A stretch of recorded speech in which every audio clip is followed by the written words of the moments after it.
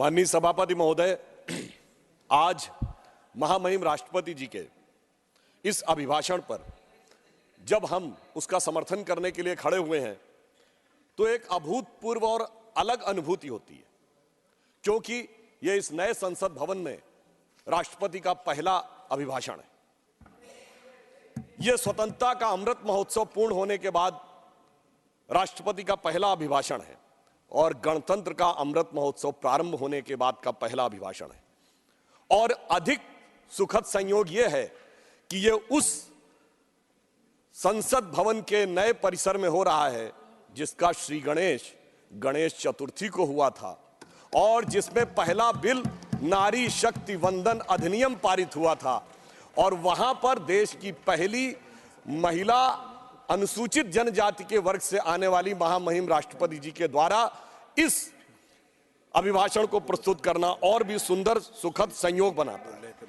और अधिक संयोग बेहतर इसलिए हो जाता है कि जब यह संसद भवन में प्रारंभ हुआ उससे पहले भारत चांद के अछूते कोने को छूने वाला दुनिया का पहला देश भी बन गया था और माननीय प्रधानमंत्री जी ने उस पॉइंट का नाम पॉइंट शिव शक्ति रख दिया था, अर्थात स्त्री शक्ति का उद्भव भारत में वनवासी क्षेत्रों से लेकर विधानसभा और संसद से लेकर चंद्रमा की ऊंचाइयों तक पहुंचाने का यह सुखद संयोग बना, जो मोदी जी के नेतृत्व में अमृत काल में भारत की उभरती हुई और आकाश छूती हुई एक नई शक्ति का प्रतीक। परंतु यह अमृत काल आया है तो यह आत्मसम्मान का एक नया स्वरूप भी लाया है। अब किंग जॉर्ज की जगह इंडिया गेट के सर्किल पर नेताजी सुभाष चंद्र बोस की मूर्ति है। एक नहीं, सभी प्रधानमंत्रियों का संग्रहालय है। साहिबजादों की स्मृति में, जिसका उल्लेख किया है महामहिम राष्ट्रपति जी ने, वीर बाल दिवस भी है। बिरसा मुंडा जी के जन्मदिन के ऊपर जनजातीय गौरव दिवस भी हुआ है, संविधान दिवस भी है, विभाजन विभीषिका दिवस भी है। अर्थात भारत की समस्त स्थितियों को संवैधानिक स्थिति देकर यह सुखद संयोग आया है। देश की अर्थव्यवस्था आज तेजी से बढ़ रही है। G20 में हम सबसे तेजी से बढ़ती हुई अर्थव्यवस्था है। 5G रोल आउट करने में हम पहले देश बन गए हैं और ब्रिटिश काल का किंग्सवे कांग्रेस के शासनकाल में राजपथ से होते हुए अब कर्तव्य पथ हो गया है। अब रेस कोर्स रोड लोक कल्याण मार्ग हो गया है। इंडियन पैनल कोड भारतीय न्याय संहिता हो गई है और मुगल गार्डन भी अब अमृत उद्यान हो गया है। और इस बात की स्वीकारोक्ति सिर्फ भारत ही नहीं, पूरी दुनिया कर रही है। वर्ल्ड इकोनॉमिक फोरम के चीफ बॉर्ज ब्रेंडे ने कहा है कि India is going towards the exponential growth with peace and no conflict. Investment in R&D and infrastructure is going in such a way that can make India a $10 trillion economy in a decade. ये world Economic Forum के chief कहते हैं। और Bill Gates ने यह कहा है कि जो इंडिया ने डिजिटल सिस्टम स्थापित किया है वो पूरी दुनिया के लिए अनुकरणीय है। चैथम हाउस थिंक टैंक ने एक आर्टिकल में कहा है कि G20 showcases the power of new emerging India। और तो और हमारे सबसे बड़े प्रतिद्वंदी प्रतिस्पर्धी देश माने जाने वाले चाइना के ग्लोबल टाइम्स ने भी मान लिया आखिर में 2 जनवरी 2024 को अपने एक आर्टिकल में यह स्वीकार कर लिया कि मोदी जी के आने के बाद भारत में अर्थव्यवस्था और विकास बहुत तेजी से आगे बढ़ा है। जितनी भी रेटिंग वाली एजेंसीज हैं, Fitch, Moody, IMF, World Bank, Standards and Poor's, ये सब 6.7 से लेके 7.8% तक भारत को बढ़ता हुआ ग्रोथ रेट दिखा रही है। इन सब के अनुसार भारत इस समय वर्ल्ड की सबसे बड़ी प्रमुख इकोनॉमीज में सबसे तेजी से आगे बढ़ रहा है। और सभापति महोदय, मैं कहना चाहूंगा, अब तो इस नए संसद भवन के ऊपर जो भारत के राजकीय चिन्ह के शेर हैं वो भी नई आभा से दिखाई लगने लगे हैं, क्योंकि हमारे बहुत से विरोधी कोर्ट चले गए थे कि शेर कुछ ज्यादा आक्रामक दिख रहे हैं, क्योंकि इनको चाहिए था कि शेर भी बिल्ली जैसे चाहिए थे। परंतु अब संसद भवन में एक ऐसा शेर बैठा है जिसकी वजह से अब किसी की भारत की तरफ आंख उठाने की हिम्मत नहीं है। जो इस भाव में विश्वास करते हैं, न विक्रमार्जितो सिंहस्य क्रियते मृगः, विक्रमार्जित राजस्य स्वयमेव मृगेंद्रता। तो भारत की जो मृगेंद्रता है वो उठकर सामने आ रही है। परंतु मैं माननीय सभापति जी कहना चाहूंगा कि इसकी शुरुआत कहां से हुई। 16 मई 2014 को जिस दिन इस देश में सरकार बदली, उस दिन जनादेश जो मोदी जी के नेतृत्व में स्पष्ट बहुमत में हमें मिला, वो सिर्फ सरकार बदलने के लिए नहीं था, विचार बदलने के लिए था और व्यवस्था बदलने के लिए था। और इसके लिए मैं कोट करना चाहूंगा लंदन का संडे गार्डियन, जिन्होंने हम पे हुकूमत की थी, उनके अखबार को कोट करता हूं। वो 18 मई 2014 को लिखता है अपने एडिटोरियल में, India second tourist with destiny. और आगे वो लिखता है 16 मई 2014, यानी वो दिन जिस दिन मोदी जी के नेतृत्व में हमें स्पष्ट बहुमत मिला, should be known in Indian history as the day on which Britishers finally left India। और आगे वो कहता है कि उसका कारण यह है कि आजादी के बाद लंबे समय तक उन विचारों का शासन रहा जिनके ऊपर ब्रिटिश उपनिवेशवादी मानसिकता की विरासत का प्रभाव था, परंतु पहली बार एक ऐसे विचार के हाथ में पूर्ण सत्ता आई है। अटल जी के जमाने में पूर्ण सत्ता नहीं थी, हमारे हाथ में पूर्ण सत्ता आई है, जो अपने इंसेप्शन और इंस्पिरेशन दोनों में पूर्णता भारतीय है और ब्रिटिश कॉलोनियल लीगेसी से कोई उसका मतलब नहीं है। और यह बदलाव वहां पे दिखा जब नीति आयोग बना। 1 जनवरी 2015 को नीति आयोग ने अपनी पहली जो बैठक की, उसमें कहा कि बहुत दिन भारत विदेश से आयातित आर्थिक विकास के मॉडल्स को लेता रहा। कभी हम रूस की कॉपी बनते रहे नेहरूवियन सोशलिज्म मॉडल में, तो कभी अमेरिका की कॉपी बने, मगर पहली बार नीति आयोग ने अपने रेजोल्यूशन में कहा कि now we will not be borrowing upon any model from outside, we will search from original भारतीय मॉडल। और आपने देखा उसके बाद उसकी शुरुआत इस प्रकार से हुई इस देश में। सबसे पहले प्रधानमंत्री जी ने क्या सोचा, वो अंत्योदय के विचार से प्रेरित थे। सभापति महोदय, जब हम लोग सत्ता में नहीं थे तो हम लोग कहते थे, उगा सूर्य कैसा कहो मुक्ति का ये उजाला करोड़ों घरों में न पहुंचा, खुला पिंजरा है मगर रक्त अब भी थके पंछियों के परों में न पहुंचा। तो प्रधानमंत्री जी ने सबसे पहले यह इंश्योर किया जन धन योजना लाके कि गरीबों के पास अकाउंट होने चाहिए, और आज 54 करोड़ अकाउंट हैं, तो थके पंछियों के परों में सीधा वह रक्त पहुंचे जिसमें ना कोई कट हो ना किसी अन्य प्रकार की चीज। फिर चाहे 11 करोड़ लोगों को शौचालय देना हो, 4 करोड़ गरीब लोगों को आवास देना हो। और इसके द्वारा बढ़ते हुए हमारे कई विरोधी लोग कहते हैं कि साहब रोजगार और व्यवसाय में स्थिति ठीक नहीं है, तो मैं बताना चाहता हूं कि 2014 में EPFO employees provident fund account, यानी कर्मचारी भविष्य निधि खाता, कोई कर्मचारी बनेगा तभी अपना भविष्य निधि खाता बनवाएगा, क्योंकि वो भी पैसा डालेगा और उसका एम्प्लॉयर भी पैसा डालेगा। 2014 में 11 करोड़ थे, आज 27 करोड़ है। तो इसका मतलब 16 करोड़ लोग ऐसे हुए जिनके की खाते इस दरमियान बने, तो उसमें एम्प्लॉयर भी है एम्प्लॉय भी है। इसका मतलब रोजगार के सृजन की दिशा में एक महत्वपूर्ण स्थिति आने वाले टाइम में आई। और हमारे तिरुचि शिवाजी कई बार कह रहे थे डेट के बारे में, तो मैं बताना चाहता हूं भारत दुनिया की समस्त अर्थव्यवस्थाओं में डेट टू GDP रेशियो में सबसे बेहतर स्थिति में है। आप China, America, Japan, France, Germany, किसी से भी तुलना कर लीजिए, हम डेट टू GDP रेशियो में सबसे बेहतर स्थिति में है। पर्सनल डेट में हम सबसे बेहतर स्थिति में है। 73% लोग ऐसे हैं भारत में जिन्होंने कोई पर्सनल डेट नहीं ले रखा है। तो इसीलिए IMF ने हमारी अर्थव्यवस्था की वह तारीफ भी की है। परंतु ये सारा आर्थिक विकास सभापति महोदय तब तक बेमानी होता है जब तक उस विकास के साथ राष्ट्र के आत्मगौरव का भाव भी उसमें ना हो, क्योंकि आप विकसित होकर भी विश्व के सामने अपनी क्या तस्वीर रखेंगे। तो मैं कहना चाहता हूं कि महामहिम राष्ट्रपति महोदया का अभिभाषण एक और दृष्टि से महत्वपूर्ण था।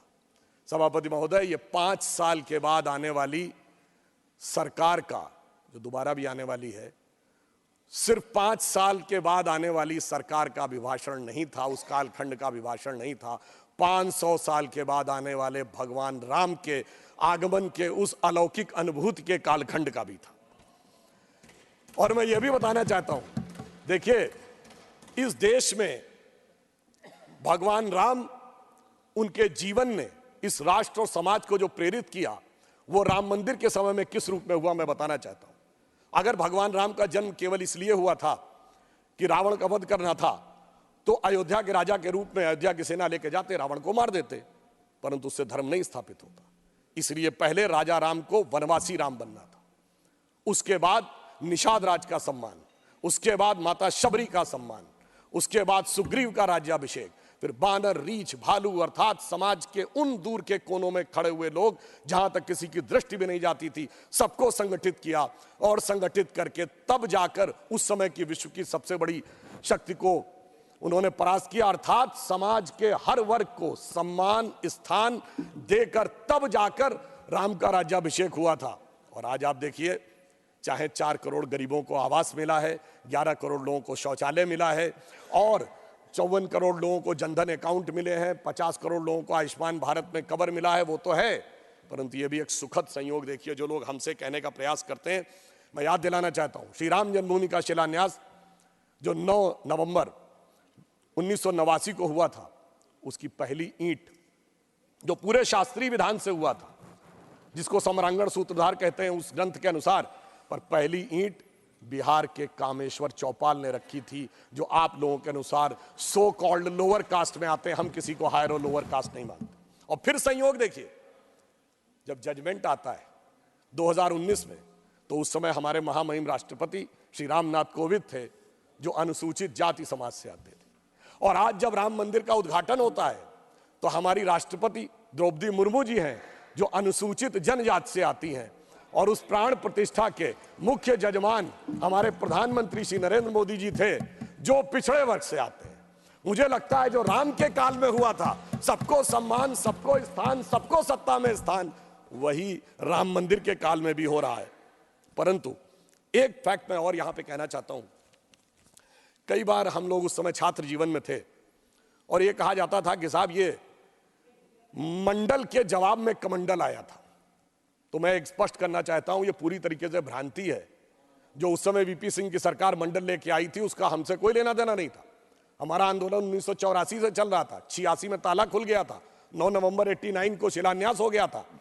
आज मैं सारे प्रबुद्ध लोगों से कहना चाहता हूं, मंडल कमीशन किस दिन लागू हुआ? 7 अगस्त 1990, सिर्फ 8 दिन बाद 15 अगस्त था। इतना बड़ा निर्णय जो उस सरकार ने आकर 8 महीने तक नहीं लिया, जो 8 घंटे में होने वाला निर्णय था, क्यों 15 अगस्त को नहीं हो सकता था? मैं बताता हूं उसका कारण बहुत स्पष्ट रूप से। के राजा कुरुप्पु स्वामी की किताब में श्री स्वर्गीय शरद यादव जी ने लिखा कि वीपी सिंह से उनकी बात हुई और वीपी सिंह ने कहा कि मैं 15 अगस्त को इसको ऐतिहासिक अनाउंस करना चाहता हूं, मगर क्या करें, 9 अगस्त को देवीलाल जी की रैली थी और उन्हें इस बात का डर था कि देवीलाल जी की रैली के बाद जनता दल में विभाजन न हो जाए, बहुत से नेता न चले जाएं। उन्हें इस बात का डर था कि शरद यादव जी भी चले जाएंगे। उस समय कृषक वर्ग में बहुत सी ऐसी जातियां थी जो आज ओबीसी में है, उस समय नहीं थी। तो देवीलाल जी की रैली 9 अगस्त को थी, इसलिए 7 अगस्त को करना पड़ा। अर्थात उनका मूल उद्देश्य सामाजिक न्याय, समाज के वर्गों के लिए उत्थान नहीं था, अपनी पार्टी के अंदरूनी समीकरण और उस राजनीति को साधना था। क्योंकि उद्देश्य पवित्र नहीं था, इसलिए न वो पार्टी बची, न उन नेता को सम्मान मिला। जबकि इसके ठीक विपरीत अगर देखें तो हमने ईमानदारी से उस वर्ग के सभी नेताओं को, जैसे श्री कल्याण सिंह जी, उमा भारती जी, विनय कटियार जी, नरेंद्र मोदी जी, ये सब तो मंडल के राज से पहले ही के दौर में आ गए थे। और उसके बाद अगर आज हम देखें तो जो लोग आज हमसे कहते हैं पिछड़े वर्ग की बात, तो मैं कहना चाहता हूं कि हिंदी पट्टी में हमने 5 मुख्यमंत्री बनाए। कल्याण सिंह जी मध्य प्रदेश में, उमा भारती जी, बाबूलाल गौड़ जी, शिवराज सिंह चौहान जी, मोहन यादव जी। और हमने 8 डिप्टी सीएम बनाए। केशव मौर्य जी उत्तर प्रदेश में, सुशील मोदी जी यहां सदन में हैं, तारकेश्वर जी, रेणुका देवी जी, और हमने अभी अरुण साव जी छत्तीसगढ़ में, सम्राट चौधरी जी बिहार में। 8 और 5 13, और यदि प्रधानमंत्री जी को मिला लें तो 14। उस वर्ग के 14 लोग हमने बनाए, इसमें 11 लोग अलग अलग जातियों के हैं। यह होता है सबका साथ सबका विकास। और जो लोग आज सामाजिक न्याय की बात करते हैं, अपने परिवार के अलावा एक योग्य व्यक्ति उन्हें नहीं मिलता है। जिस दिन सत्ता देने की बात आती है तो वर्ग तो छोड़िए, अपनी जाति में भी एक योग्य व्यक्ति नहीं मिलता है। केवल अपने परिवार को सब कुछ चाहिए, यानी जाति का चूरन देना है, परिवार को संपूर्ण सत्ता पूरन लेना है। यह उनका उद्देश्य और हमारी सोच इस मामले में बिल्कुल अलग रहती थी। अब यहां मैं एक और बात कहना चाहूंगा। राम मंदिर के उद्घाटन के समय एक और बात कही गई। हमारे बहुत से लोग कहते हैं इसमें सीता जी का नाम नहीं लिया गया। भाई मैं बताना चाहता हूं, अरे आप लोग थोड़ा सा सहज बुद्धि का प्रयोग करिए। ये तो राम जन्मभूमि है, ये तो रामलला है। विराजमान भी वहां 5 वर्ष के हैं। जहां राजा राम होंगे तो वहां सीता भी आएंगी। अभी तो राम ललाई हैं तो जय श्री राम ही होगा। और दूसरा, मैं ये भी कहना चाहता हूं, मुझे बड़ी प्रसन्नता भी होती है जब वो ये बात कहते हैं कि सीता जी का नाम होना चाहिए, तो मुझे ध्यान आता है कि दुनिया में कोई दूसरी संस्कृति नहीं है जो ईश्वर में स्त्री तत्व को स्थान देती हो। सिर्फ हमारी संस्कृति है। हम सीताराम भी कहते हैं, राधे श्याम भी कहते हैं, लक्ष्मी नारायण भी कहते हैं, गौरी शंकर भी कहते हैं। और जब राम मंदिर आंदोलन चल रहा था तो हम दोनों को याद करते थे। सभापति जी, मैं बालक के रूप में गया था उस रैली में, मुझे आज तक याद है। हम कहते थे, जन जन के मन में राम रमे और प्राण प्राण में सीता है। हर हृदय की धड़कन रामायण, पग पग पर बनी पुनीता है। यदि राम नहीं है श्वासों में तो प्राणों का घट रीता है। फिर हम कहते थे, इसलिए नरनाहर श्री पुरुषोत्तम का हम मंदिर भव्य बनाएंगे। सौगंध राम की खाते हैं, हम मंदिर वहीं बनाएंगे। और आज आप देखिए, वो सौगंध पूर्ण हुई। उसकी शुरुआत माननीय अडवाणी जी के समय में हुई थी और संपूर्ण मोदी जी ने उसे करने का कार्य किया है। अब मैं एक और बात कहना चाहता हूं, एक थोड़े इस विषय के ऊपर। माननीय खड़गे जी ने कल एक विषय कहा था कि साइंटिफिक होने की बात करनी चाहिए। जब हम साइंटिफिक की बात करते हैं तो मैं याद दिलाना चाहता हूं, श्री राम जन्मभूमि का जो मंदिर बना है ना, उसमें एक बड़ा साइंटिफिक एंगल आया है। वो क्या है कि रामनवमी के दिन उनके मस्तक के ऊपर सूर्य तिलक होगा। अब इसके लिए सबसे पहले किस चीज की जरूरत है? जो प्लैनेटरी पोजीशन थी कि अर्थ का जो एंगल होगा सूर्य के साथ, उस पर्टिकुलर दिन कैसे होगा। तो इसमें 3 इंस्टीट्यूट ने काम किया है। इंस्टीट्यूट ऑफ एस्ट्रोफिजिक्स बेंगलोर ने, जिसने उस पूरे एस्ट्रोनॉमिकल कैलकुलेशन को सटीक ढंग से किया है। दूसरा है central building research institute Roorkee, जिसने कि उसकी व्यवस्था बनाने का काम किया। और तीसरी एक प्राइवेट कंपनी है जिसने वो कॉन्वेक्स लेंसेज के थ्रू कैसे वो अंदर आएगा और ठीक उसी बिंदु के ऊपर उस दिन केंद्रित होगा, ये व्यवस्था की है। मगर मैं अपने विरोधियों को बताना चाहता हूं, आज तो एस्ट्रोफिजिक्स का इंस्टीट्यूट है, आज तो हमारे पास इतनी टेक्नोलॉजी है, मगर यही तो कोणार्क के सूर्य मंदिर में भी था। यही तो अगर आप देखें तो आंध्र प्रदेश में वेद नारायण मंदिर है, उसमें भगवान के चरणों के ऊपर पड़ती हैं। कोल्हापुर में महालक्ष्मी का मंदिर है महाराष्ट्र में, उसमें 3 दिन के लिए इक्विनॉक्सेस आते हैं तो देवी के मस्तक से लेकर चरणों तक चले जाते हैं। कर्नाटक के श्रृंगेरी में जो मंदिर है उसमें 12 महीनों में अलग अलग सूर्य की गति पड़ती है। पूछिए साहब, अगर विज्ञान नहीं था तो उस जमाने में इतना सटीक कैलकुलेशन कैसे हुआ जो आज इतने बड़े बड़े सैटेलाइट्स के बाद होने की बात आई है। इसलिए मैं कह सकता हूं कि इसके लिए हमें इस विचार पे धर्म और संस्कृति के साथ इस विज्ञान पर भी गर्व करना चाहिए। वैसे मैं एक और बात कहना चाहता हूं, इसमें विज्ञान का एक और गहरा, आप सबको ध्यान हो कि उसमें 84 सेकंड का मुहूर्त था, पर वो शुरू कहां से होता है? अगर आपने कभी भी उसको सुना हो, लोग को तो क्या कहते हैं, ब्रह्मा आयु द्वितीय परार्धे। द्वितीय परार्ध ब्रह्मा की आयु मतलब 155 ट्रिलियन ईयर्स। वैसे बिग बैंग थ्योरी कहती है कि 14 बिलियन ईयर पहले दुनिया बनी। तो मैं बता देना चाहता हूं कि जेम्स वेब टेलीस्कोप में जो नई फाइंडिंग की है उसमें बहुत सी गैलेक्सीज ऐसी आई हैं जो 14 बिलियन से आगे की आ रही हैं। तो now that theory has become debatable. फिर वहां से आते हैं श्वेत वाराह कल्प यानी 1.97 बिलियन ईयर्स। फिर आते हैं वैवस्वत मनवंतरे, फिर आते हैं कलयुग यानी 5125 ईयर्स। फिर आते हैं विक्रम संवत में 2081 साल। फिर आते हैं वर्ष में, वर्ष के भाग में, उत्तरायण सूर्य में, फिर आते हैं महीने में, और उसके बाद वार नक्षत्र होते हुए 84 सेकंड तक। मैं कहना चाहता हूं ये भारत की सनातन यात्रा है जो 155 ट्रिलियन ईयर से लेकर सटीक कैलकुलेशन 84 सेकंड तक का करती है। मुझे लगता है दुनिया में कोई धर्म संस्कृति ऐसी नहीं होगी जो इस प्रकार का करने की क्षमता रखती हो, वो सिर्फ हमारे यहाँ।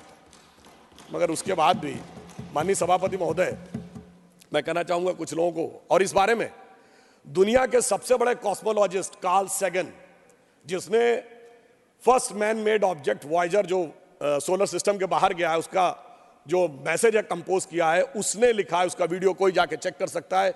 Now only the ancient calculation of Hindus matches with the modern scientific calculation, cosmological calculation. मगर एक बात मैं यहां पे राजनीतिक भी कहना चाहता हूं। मान्यवर बहुत से लोग कहते थे कि श्री राम जन्मभूमि की प्राण प्रतिष्ठा का मुहूर्त ठीक नहीं है, मगर मैं कहना चाहूंगा उन सारे लोगों को देख लेना चाहिए कि राहुल गांधी जी ने जो यात्रा शुरू की है, इसका मुहूर्त कैसा था, जरा इस पे विचार कर लेना चाहिए। क्योंकि वो जहां से चले हैं, पहले वो चले असम से तो देवड़ा साहब मुंबई में अलग हो गए, वो बंगाल की तरफ उठे तो ममता दीदी ने अलग स्टैंड ले लिया, उत्तर प्रदेश में मायावती जी ने अलग स्टैंड ले लिया, पंजाब में आम आदमी पार्टी अलग हो गई, बिहार पहुंचे तो गठबंधन ही पलट गया। आज वो रांची में है साहब, सरकार तो बच गई पर वहां भी मुख्यमंत्री चला गया। तो जरा विचार करना चाहिए उन लोगों को कि उन्होंने ये कौन से मुहूर्त में काम शुरू किया है। परंतु उसके उपरांत जिस ढंग से इंडिया गठबंधन की राहुल गांधी जी की यात्रा चल रही है, तो उसके लिए जो हकीकत से मुंह मोड़े हुए हैं, उसके लिए मैं कहना चाहूंगा कि आंख मूंद लेने से ये खतरा न टल जाएगा, आंख मूंद लेने से ये खतरा न टल जाएगा। अब वो देखना पड़ेगा जो देखा न जाएगा, और शिजरा बिखरने को है इस मोहब्बत की दुकान का, झूठी तसल्लियों से अब संभाला न जाएगा। और यह भी एक संयोग देखिए कि कल माननीय खड़गे जी के मुंह से निकल गया था 400 पार, और शाम को दीदी ने कह दिया कांग्रेस को तो 40 की दरकार। मतलब आप ये सोचिए कि यहां पे विषय आया 400 पार, वहां आया 40 की दरकार, और गठबंधन में मची हुई है ऐसी मारामार कि प्लीज प्रमोद जी, प्रमोद जी आज गठबंधन के अंदर जिस प्रकार की मारामार है, तो मुझे लगता है कि इंडी गठबंधन के लोगों के दिल में तो ये विचार आ रहा होगा, आपको मौका आएगा बोलिएगा प्लीज, कि ये रश के जन्नत मुझे कोई आपकी बात रिकॉर्ड पे नहीं जा रही, आपकी बात रिकॉर्ड पे नहीं जा रही है, आपको मौका आएगा तो आप बोलिएगा। अच्छा चलिए, ममता दीदी ने तो कहा ना 40 की दरकार, इसमें तो कोई किंतु परंतु की गुंजाइश नहीं है कि 40 भी नहीं मिलेंगी। तो महोदय मैं कहना चाहता हूं, आज जिस ढंग की गठबंधन में मारामार हो रही है, तो मुझे लगता है कि शायद वो गठबंधन के सदस्य लोग कह रहे होंगे कि ये रश के जन्नत मुझे अब रास आती नहीं, मैं तो जहन्नुम में ही खुश था है मेरे परवरदिगार। और एक बिंदु मैं और कहना चाहता हूं, बहुत गंभीरता से आज हमारे विपक्ष के लोग कहते हैं कि साहब वो SC ST OBC के आरक्षण को लेकर, उनकी जनगणना को लेकर बहुत कंसर्न है, उनके मन में बड़ी वेदना है। तो मैं पूछना चाहता हूं, यदि उस आरक्षण के लिए इतनी वेदना है, चाहे वास्तविकता में वेदना है या वोट के तराजू पर तौल कर सियासत के माहौल को खोल कर तब देखा जाता है कि किस आरक्षण का कब इस्तेमाल करना है। अगर ये सच था तो क्या ये सच नहीं है कि इन्हीं लोगों के शासनकाल में अलीगढ़ मुस्लिम यूनिवर्सिटी से SC ST OBC का आरक्षण समाप्त हो गया, कोर्ट ने उसको क्वैश कर दिया, 81 में फिर इंदिरा जी की सरकार लाई, इलाहाबाद हाई कोर्ट ने फिर क्वैश कर दिया, 2006 में मनमोहन सिंह जी की सरकार फिर लेके आई। कहां चला गया, कहां चला गया? इसलिए कि वोट बैंक पे तौला जाता है कौन सा तगड़ा वाला वोट बैंक है, फिर उसके लिए बोला जाता है। जामिया में खत्म, जम्मू कश्मीर में SC ST OBC का आरक्षण नहीं, क्यों नहीं? और मैं बताना चाहता हूं, जो लोग आज कहते हैं समाज के उन वर्गों के लिए, जम्मू कश्मीर इस देश का एक ऐसा इकलौता राज्य था जहां वाल्मीकि समाज के प्रतिभाशाली बच्चे चाहे कितना भी पढ़ जाएं सिर्फ सफाई कर्मचारी बन सकते थे।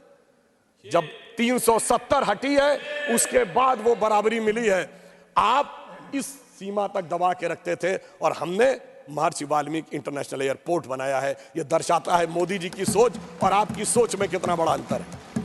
और फिर इतना ही नहीं है माननीय सभापति महोदय, बाकी तो छोड़ दीजिए, ये लोग तो अगर इनके नेता के घर पर भी अटैक हो जाए और लगे कि वो दूसरा वाला वोट बैंक ज्यादा तगड़ा है, चुप्पी साध लेते हैं। कर्नाटक में कांग्रेस के एक MLA थे, 2018 या 20 की बात है, अखंड श्रीनिवास मूर्ति अनुसूचित जाति के थे, उनके घर पर अटैक हो गया और अटैक करने वाले लोग जला के फूंक दिए। उसके बाद भी लोग शांत रहे, उन लोगों को बेल भी मिल गई, वो बेचारे सुप्रीम कोर्ट गए बेल क्लैश कराने, अब तो खैर पार्टी भी छोड़ के चले गए। तो ये तो वो है कि वोट बैंक की सियासत के लिए अगर घर फूंक तमाशा देखना हो तो वो भी देखने के लिए तैयार रहते हैं, इनको उसमें भी किसी भी प्रकार की। और फिर मैं एक और बात पूछना चाहता हूं, वो कौन था ये बताइए। अगर इस देश के किसी प्रधानमंत्री ने, मान्यवर सभापति जी, कोई बात अगर इस देश में, मैं पूछना चाहता हूं, इस देश में किस प्रधानमंत्री ने कहा था मुस्लिम should have the first right over the national resources of India?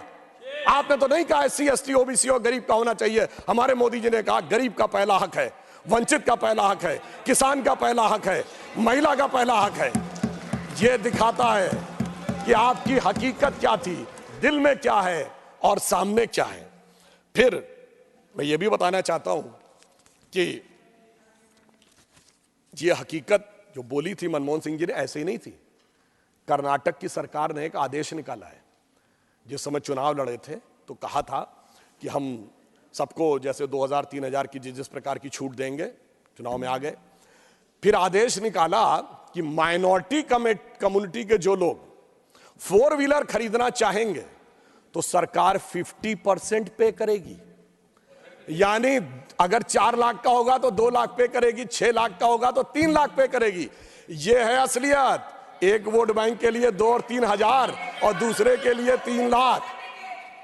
मान्यवर, इसलिए जो पहले था वही आज भी है। और फिर मैं और बताना चाहता हूं, आपस में बात ना करें। हमारे पश्चिम बंगाल के लोग, माननीय सभापति जी, अभी पिछड़ा वर्ग आयोग ने पश्चिम बंगाल की सरकार को तलब किया है। किस बात के लिए तलब किया है?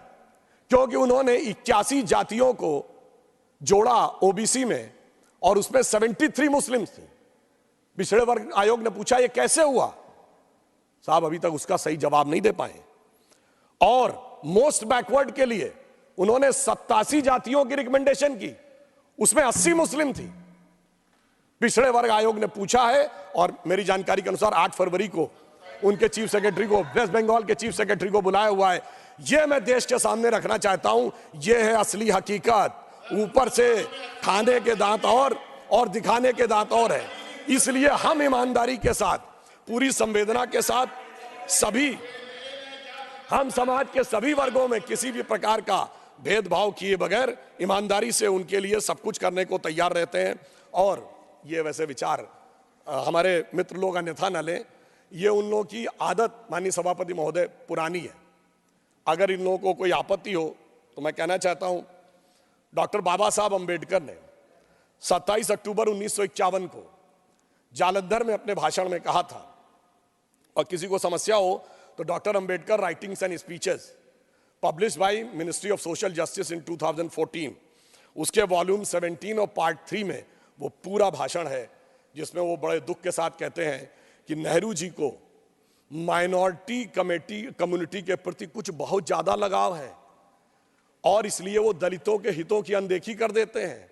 उन्होंने कहा कि मैं इस बात के विरोध में नहीं हूं कि मुस्लिमों को नहीं मिलना चाहिए, परंतु दलितों की कीमत पर मिले, मुझे इस बात का बहुत दुख है। और मैं उनका वर्ड कोट करना चाहता हूं। उन्होंने कहा कि नेहरू जी पिछले 20 साल से इस देश के सबसे बड़े नेताओं में से एक हैं। उन्होंने 2000 से अधिक भाषण दिए होंगे और उसमें उन्होंने अनेक बार मुस्लिम समाज के लिए बहुत सारी बातें कही हैं, मगर दलितों के लिए उनको वो देखने को नहीं मिलता। और उनका जो वर्ड है कि मैं मुस्लिमों की उपेक्षा नहीं होनी चाहिए, ये मेरा विचार है, परंतु मुस्लिमों को दलितों की कीमत के ऊपर आनंद करवाया जाए, यह मैं उचित नहीं मानता, क्योंकि दलितों को अधिक सुरक्षा की आवश्यकता है।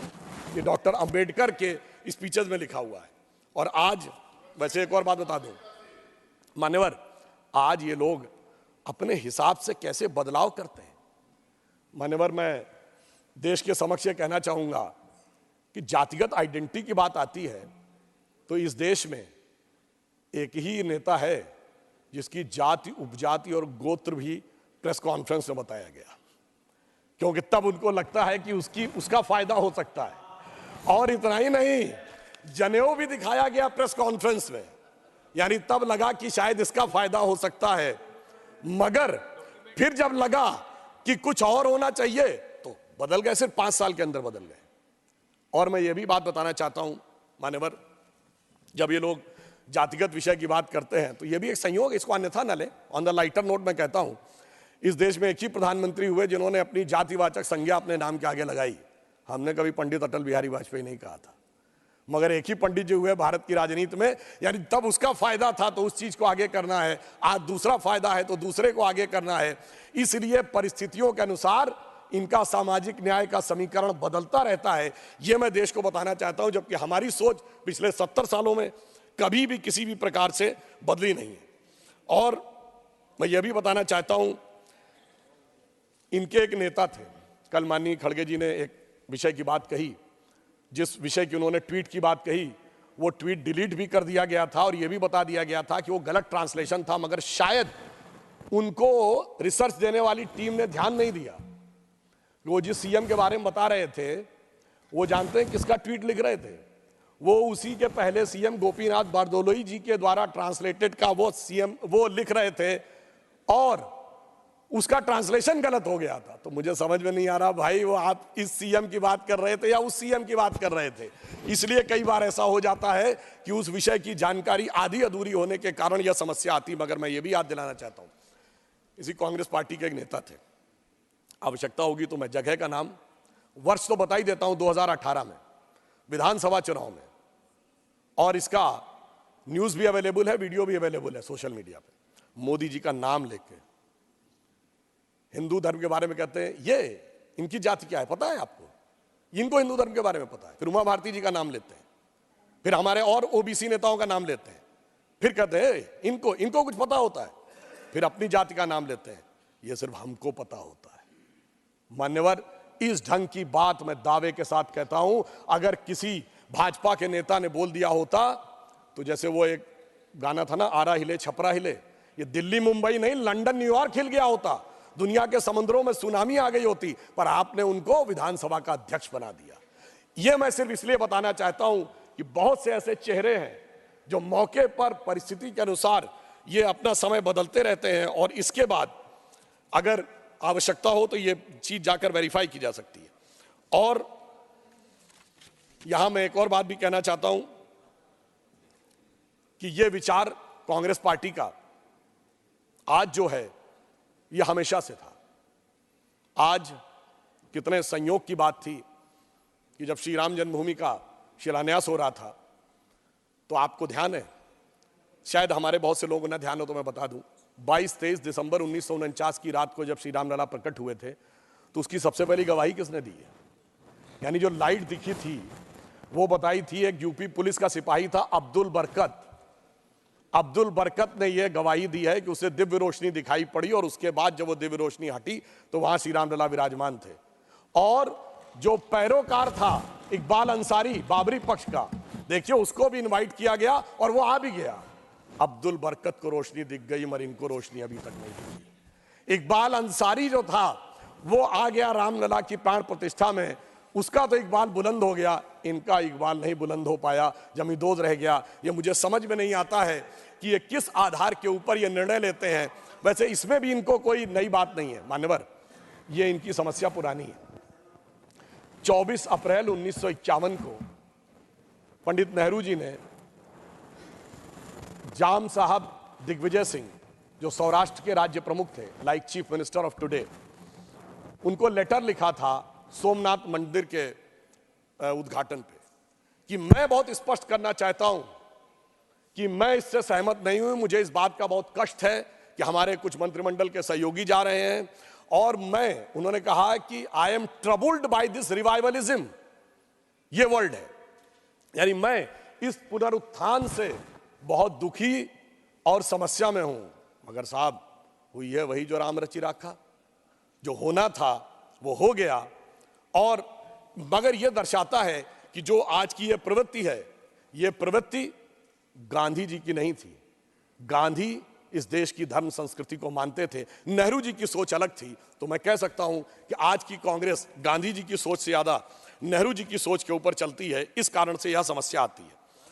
और एक बात मैं और कहना चाहता हूं, मैं एक उदाहरण और कोट करना चाहता हूं मान्यवर, ये भी selected works of Jawaharlal Nehru series 2 volume 17 में है।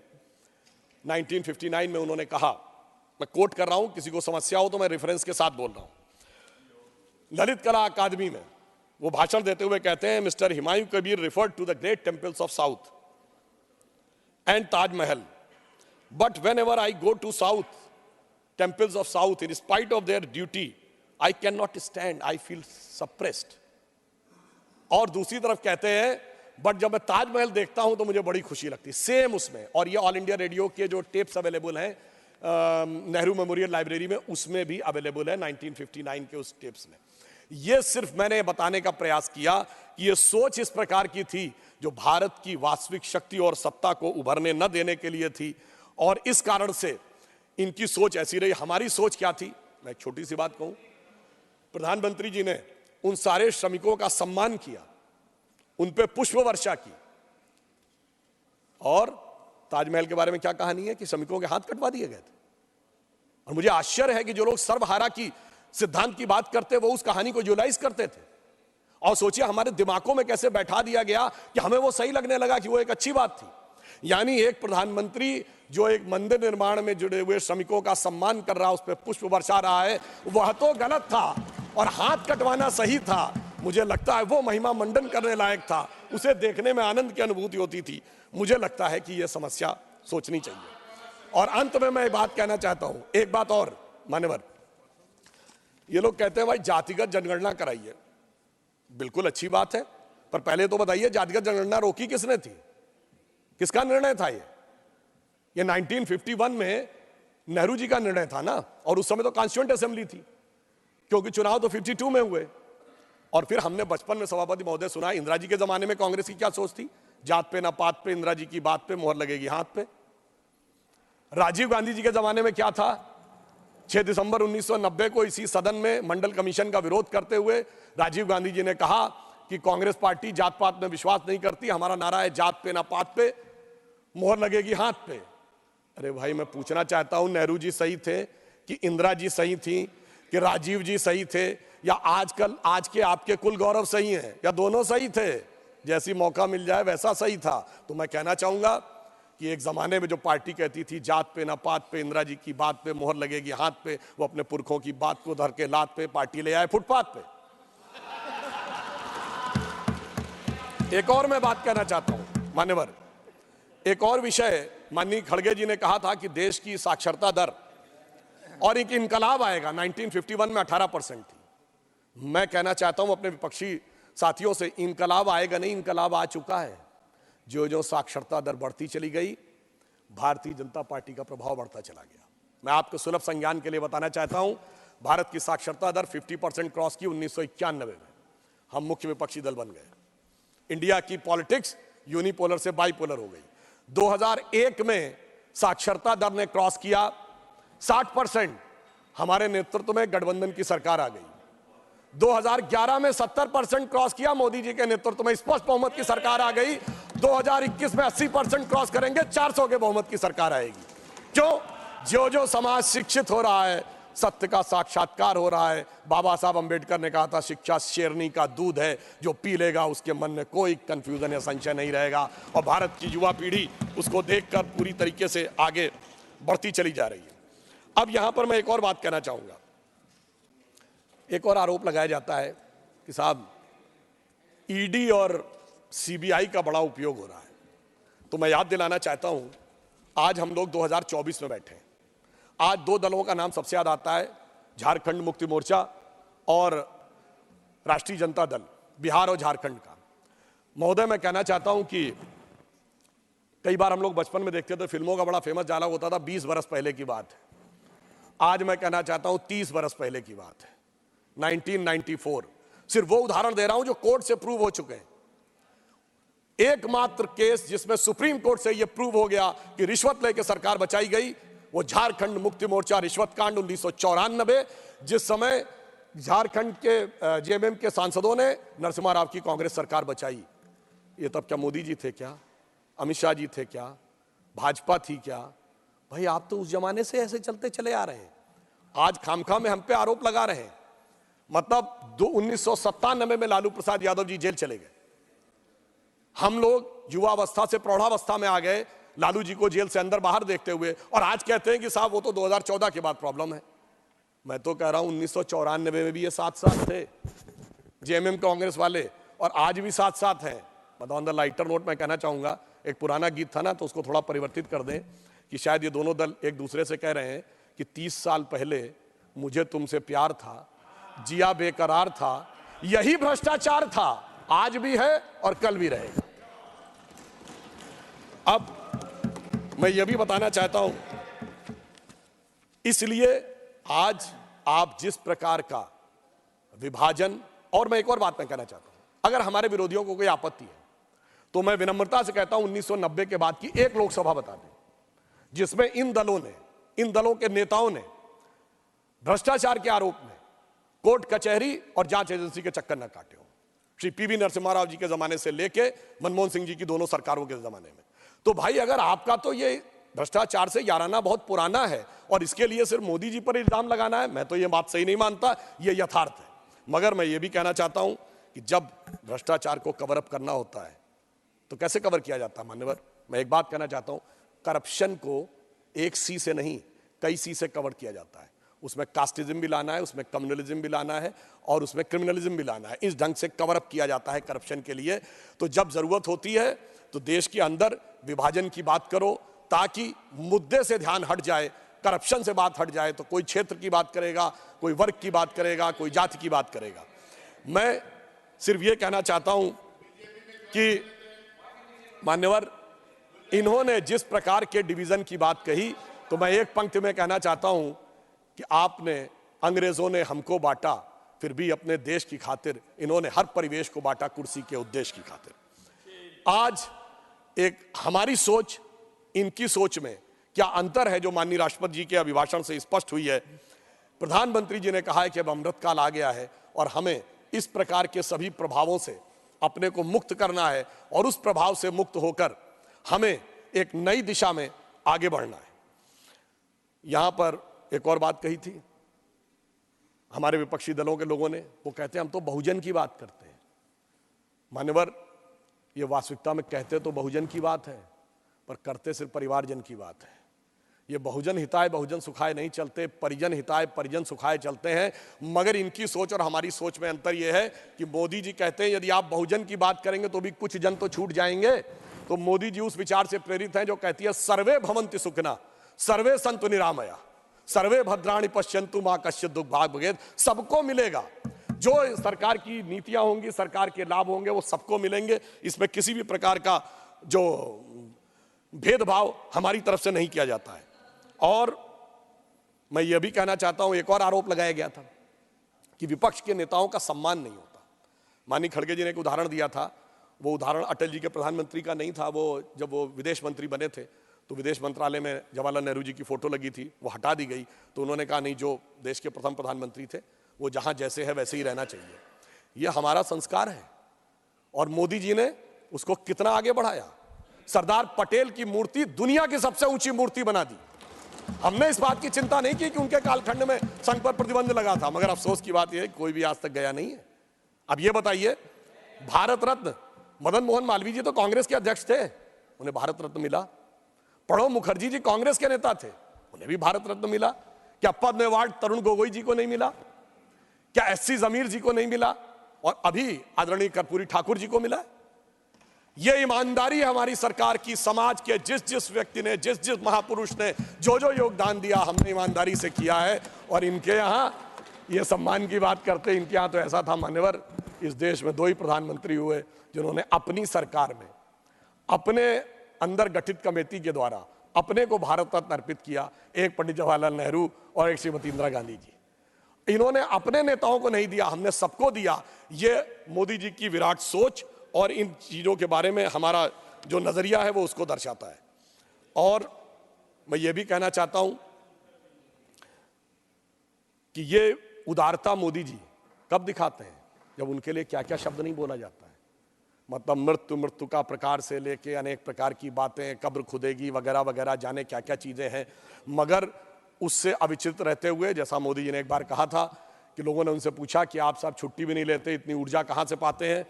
तो उन्होंने कहा था रोज 1 से 2 किलो गाली खाता हूं और उसके बाद उसी से ऊर्जा पाकर पुनः आपकी सेवा में लग जाता हूं। आप सोचिए, आज डिजिटल डाटा का जमाना है। जितने अपशब्दों का प्रयोग माननीय मोदी जी के लिए किया गया होगा, इतना कभी किसी के लिए नहीं किया होगा। इसके बावजूद विपक्ष के जितने नेताओं को सम्मान दिया गया है, इतना भारत के इतिहास में कभी किसी को नहीं दिया गया होगा। इसलिए वो ऊर्जा पाते हैं जो समाज को बदलाव करने में एक महती भूमिका निभाती है। और उस नई सोच के साथ हम आगे बढ़ते हैं। अब यहां अंत में मैं एक विषय ये कहना चाहूंगा कि वो नई सोच क्या थी, एक उदाहरण देना चाहता हूं। जब हमारी सरकार आई, इस देश में 2 हिस्सों में बहुत बड़ी समस्या थी। देश का पूर्वी हिस्सा है, वहां पर पानी बहुत गिरता है, बाढ़ की समस्या रहती है। बिहार से लेके उड़ीसा, पश्चिम बंगाल, असम, जो पश्चिमी हिस्सा है राजस्थान और गुजरात, वहां पानी कम गिरता है, इसकी वजह से सूखे की समस्या रहती थी। अब मोदी जी ने आने के बाद जो एक नई सोच के साथ सोचा, तो जहां पर पानी कम है तो वहां सौर ऊर्जा की अधिकता है, तो सोलर एनर्जी के अंदर उसके पे एक नया स्वरूप शुरू किया गया।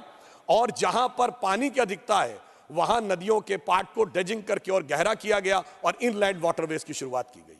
यानी जो समस्या है उसके अंदर से कैसे एक नया रास्ता निकाला जा सकता है वो देखा। और सोलर एनर्जी में हम वहां पर पहुंचे कि आज दुनिया में हम 5th स्थिति में है सोलर एनर्जी में, जो हमने 2022 में अचीव कर ली है। तो हम 4थे नंबर के देश हैं दुनिया में जो इंस्टॉल्ड कैपेसिटी में क्लीन एनर्जी के फील्ड में खड़ा हुआ है। हम 4थे बड़े स्टॉक एक्सचेंज भी हैं, हम 3रे बड़े ऑटोमोबाइल मैन्युफैक्चरर बने हैं, हम 2रे बड़े मोबाइल हैंडसेट के मैन्युफैक्चरर बने हैं, और डिजिटल ट्रांजैक्शन में हम दुनिया में नंबर 1 है, इंफ्रास्ट्रक्चर में हम दुनिया में नंबर 1 है। और सभापति महोदय, डिजिटल ट्रांजैक्शन में 2022 में भारत में 46%, दुनिया का 46% डिजिटल ट्रांजैक्शन भारत में हुआ, जो इसके बाद के 4 देशों से मिलाकर उससे ज्यादा था। अर्थात एक नई सोच, सोलर एनर्जी, इनलैंड वाटरवेज और डिजिटल ट्रांसफॉर्मेशन भारत को एक नई दिशा में ले जाने में सफल रहा।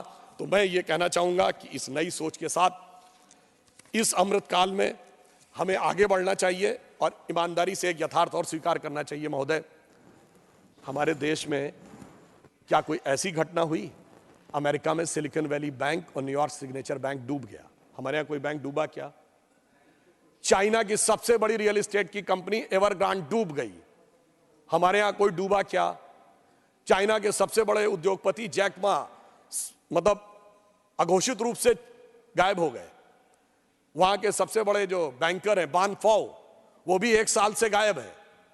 इसके बावजूद, और अगल बगल क्या हो रहा है वो तो छोड़ दीजिए, जो पाकिस्तान और श्रीलंका में हो रहा है, इसके बावजूद इन परिस्थितियों में से जिस ढंग से मोदी जी ने इसको निकाला है, तो मैं कहना चाहूंगा कि आपको उनका साथ देना चाहिए और उनका सहयोग करना चाहिए। ये काम इतना आसान नहीं था और आज स्थिति सिर्फ इतनी नहीं बनी है। आज हम दुनिया के इकलौते देश हैं जो 2 परस्पर विरोधी देश हमको समान रूप से सम्मान देते हैं। अमेरिका कहता है कि India is our strategic partner, और रशिया कहता है कि India is our traditional partner. यह स्थिति जो मोदी जी के नेतृत्व में आई है, ये दुनिया में किसी दूसरे देश के पास नहीं। इसलिए मैं कहना चाहता हूं आप लोगों से, मोदी जी की तरफ से, कि पत्थर पिघलाने का हुनर मुझे आता है, पत्थर को यूं पिघलाने का हुनर मुझे आता है, मैं वो कतरा हूं कि समंदर मेरे घर आता है। और मैं अंत में यह भी कहना चाहता हूं कि आज भारत एक नए स्वरूप की तरफ आगे बढ़ रहा है। हम एक बिंदु बस और कह देता हूं, उसके बाद समाप्त करता हूं। आज हम जिस रफ्तार से आगे बढ़ रहे हैं, दुनिया में हमको जैसा कोऑपरेशन मिल रहा है और भारत की तरफ जिस ढंग की आशा भरी निगाहों से देखा जा रहा है, ऐसा पहले कभी देखने को नहीं मिलता था। मुझे याद है माननीय सभापति महोदय, हम लोग बच्चे थे, राम मंदिर आंदोलन समय कहा जाता जिस दिन राम मंदिर बनेगा उस दिन मिडिल ईस्ट के देश पेट्रोल देना बंद कर देंगे। आज हकीकत क्या है? आज भारत मिडिल ईस्ट और यूरोप का कॉरिडोर बन रहा है, राम मंदिर भी बन रहा है, कॉरिडोर भी बन रहा है। G20 समाप्त हुआ तो सऊदी अरब के क्राउन प्रिंस मोहम्मद बिन सलमान एक दिन एक्स्ट्रा भारत में रुके व्यापार पे बात करने के लिए। आज हमारा सऊदी अरब के साथ व्यापार हो या जो भी व्यवस्था हो, बहुत तेजी से आगे बढ़ रही है। और वैसे जो लोग साइंस में, टेक्नोलॉजी में रुचि रखते हैं, उन्हें पता हो कि अब तेल की टेक्नोलॉजी का समय 20-25 साल का ही रह गया, वो भी खत्म होने वाला है। तो इसलिए अगर आप देखें कि यदि कोई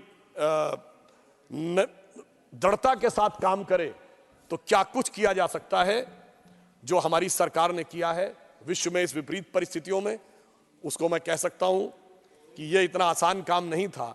यह वैसा था जैसे टूटे हुए तार से कोई संगीत बजाना हो या पत्थर पे कोई पौधा उगाना हो, मगर वो भी करके दिखाया है मोदी जी के नेतृत्व में हम लोगों ने। और अब इस अमृत काल के उषा काल में एक नई स्वर्ण रेख भारत के लिए दिख रही है। तो मैं अटल जी की इस पंक्ति के साथ समाप्त करता हूं, जो मोदी जी के एफर्ट्स के लिए एकदम सही उतरती है कि टूटे हुए तारों से फूटे बासंती स्वर, टूटे हुए तारों से फूटे बासंती स्वर, पत्थर की छाती में उग आया नव अंकुर, झरे सब पीले पात, कोयल की कुहुक रात, प्राची में अरुणिमा की रेख देख पाता हूं। यानी अरुणिमा की रेख मतलब एक golden lining in the sky. झरे सब पीले पात, कोयल की कुहुक रात, प्राची में अरुणिमा की रेख देख पाता हूं, गीत नया गाता हूं, गीत नया गाता हूं। तो इस मेरा मानना है, चुनाव में खूब लड़िए, ऊंचे स्वर में हमारा विरोध करिए, पर भारत के विकास के इस गीत को आप भी स्वर दीजिए। इसी अनुरोध के साथ अपना निवेदन समाप्त करते हुए राष्ट्रपति महोदया के अभिभाषण का समर्थन करता हूं।